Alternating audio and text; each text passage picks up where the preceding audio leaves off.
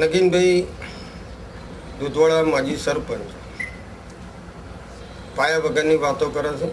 છેલ્લા 1 વર્ષથી મારા ચારિત્ર ઉપર અને મન ફાવે એવું ગમે તેમ બોલતા હતા, પણ મેં ધ્યાન પર લીધેલું નહીં.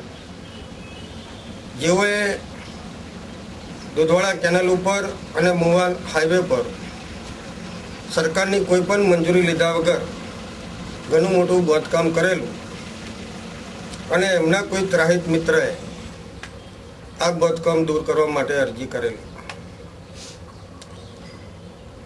તાલુકા વિકાસ અધિકારી થકી એનો તમામ પ્રોસિજર થયો, 3 વાર નોટિસો આપી, હિયરિંગ રાખ્યું, તો તે વખતે પણ કોઈ કાગળો કે પુરાવા રજૂ કરવાની જગ્યાએ તાલુકા વિકાસ અધિકારી શ્રી કોસંબિયાને જણાવેલ કે નગીન વિઠ્ઠલની કોઈ મિલકત ઉપર ટચકો વાગશે તો ધારાસભ્યના માથે બોરી વાગશે.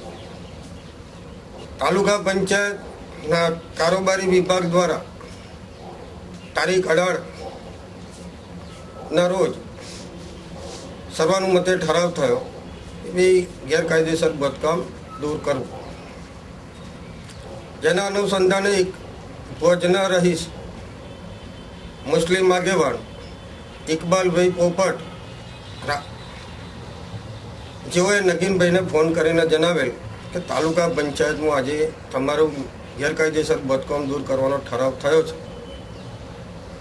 ત્યારે પણ ઇકબાલ પોપટના ફોન ઉપર જે લોકોએ 10 મિનિટ ચર્ચા કરી, કુદરતી ઇકબાલ એટલે મને જણાવ્યું